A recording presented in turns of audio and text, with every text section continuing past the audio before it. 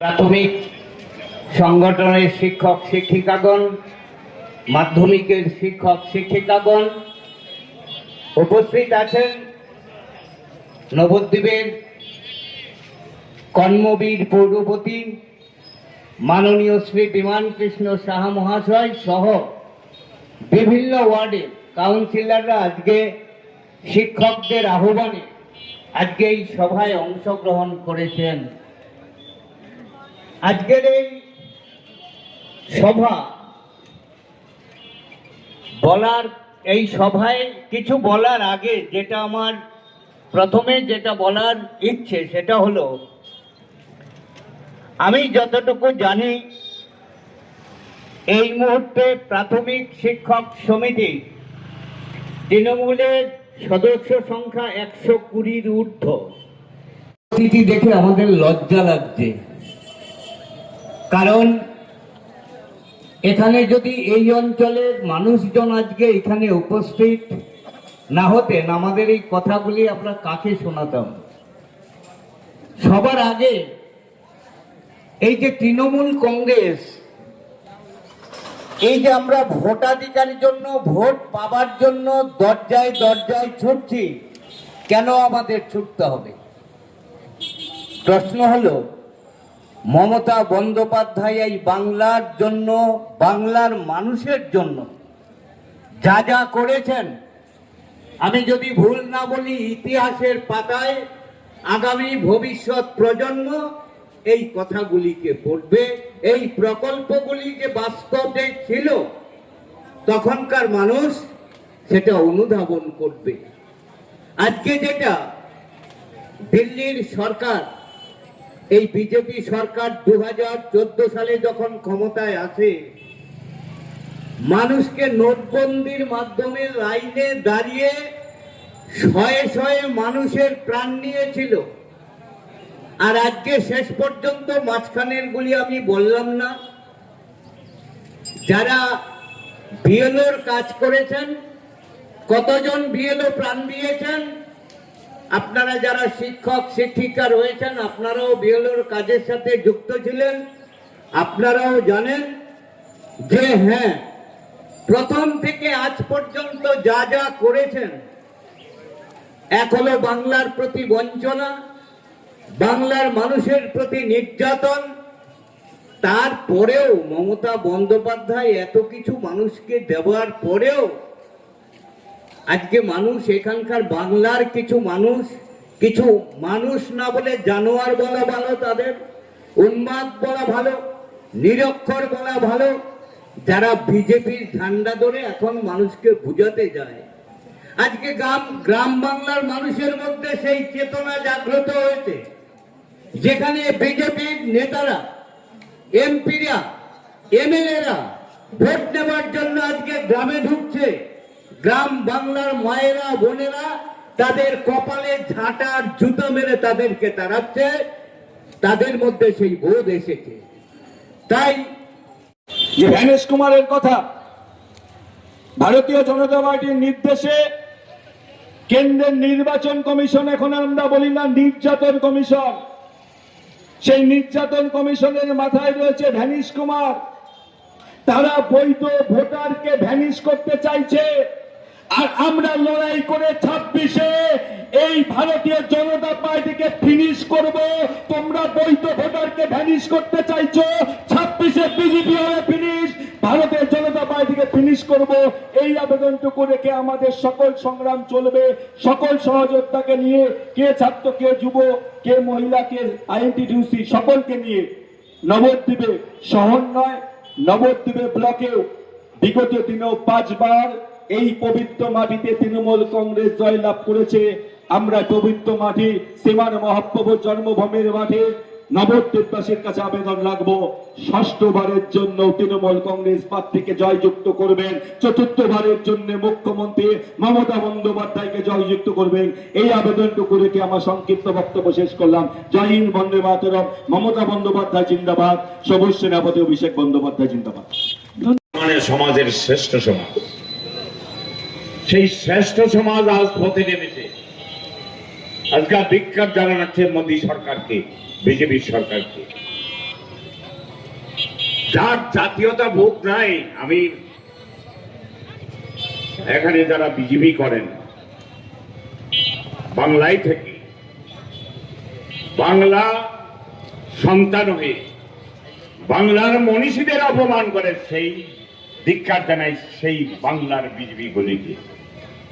তাদের জাতীয়তা বোধ নাই, বাংলার প্রতি তাদের মমত্ব বোধ নাই। তারা দেশ শাসন করবে, নিজেকে চেনো আগে, তারপর তুমি দেশ শাসন করবে, কোনো অধিকার নাই। তাই আমি বক্তব্য দীর্ঘায়িত করবো না। এই সবাই যারা শিক্ষক মন্ডলীরা উপস্থিত আছেন, প্রত্যেকের নাম বলছি না। তা আমাদের দলের সভাপতি, মূল সভাপতি একজন শিক্ষক সুজিত শাহ, তিনি সুন্দর অল্প কথার মধ্যে বক্তব্য রেখেছেন এবং অন্যান্য শিক্ষকরাও রেখেছেন। সবাই নাম নিচ্ছি না, সময় নষ্ট করে, অনেকের ধৈর্যচ্যুতি ঘটেছে। আগামী 2026 আবার নতুন ভাবে আমরা দেখতে চাই মমতা বন্দ্যোপাধ্যায়কে চতুর্থবারের মুখ্যমন্ত্রী হিসাবে। তার স্বার্থে নয়, আমাদের স্বার্থে, জনগণের স্বার্থে। শিক্ষক বলছে আজকে এই কথা, শিক্ষক রাস্তা দেখাচ্ছে, শিক্ষক জাতির কারিগর, আর্কিটেক্ট অব দ্য নেশন শিক্ষককে বলা হয়। সেই শিক্ষক আজ রাস্তায় নেমে তাদের বিরুদ্ধে, বিজেপি সরকারের বিরুদ্ধে, বিজেপির বিরুদ্ধে বিষোদ্গার করছে। কেন আজ এই অবস্থা? কেন এই অবস্থা? তাদের অসভ্যতা, এই অবস্থা তাদের অবশ্য। এখানে দীনেশ ঠাকুর নামে একজন আমাদের শিক্ষক, শিক্ষা মন্দিরের, তিনি তার বক্তব্যে যে ভারতবর্ষের প্রধানমন্ত্রী এবং স্বরাষ্ট্রমন্ত্রী আছেন তাদের নাম দিয়েছে ভ্যানিশ কুমার। আমি ধন্যবাদ জানাই দীনেশবাবুকে ভ্যানিশ কুমার নাম দেওয়ার জন্য। ভ্যানিশ কুমারের মিনিংটা, ইন্টারনাল মিনিংটা, সিগনিফিকেন্সটা হলো যে ভ্যানিশ করতে পারে ওরা। যেরকম জাদু দেখায়, জাদু দেখায়, এই হাত সাফাই করে, বাস কিছু নেই, আবার একটা হাতে থেকে টেনে রুমাল বের করে দেয়। পিসি সরকার, পিসি সরকার ভ্যানিশ করতে পারে, আবার জীবন্ত পদার্থটাকেও দেখাতে পারে। তাই ভ্যানিশ কুমার এই ভোটার যারা ভোট দিয়ে বর্তমান প্রধানমন্ত্রীকে নির্বাচিত করেছে 2024 সালে, সেই ভোটারদের বলছে অবৈধ ভোটার। লজ্জা নাই, লজ্জা নাই। নিজে পদত্যাগ করে তাহলে দেখাও, হ্যাঁ আমি ওদের ভোটে নির্বাচিত হয়েছি, আমি এই সিংহাসনে আর থাকবো না। দেখাও ক্ষমতা থাকলে, দেখাও ক্ষমতা থাকলে। আর লড়াইয়ের ময়দানে নামো, যেটা আমাদের 1 নম্বর ওয়ার্ডের কাউন্সিলর তথা শিক্ষক বৃন্দাবন মন্ডল বলেছে, খেলায় নামো। মমতা ব্যানার্জি খেলতে অভ্যস্ত, গণতান্ত্রিক খেলা।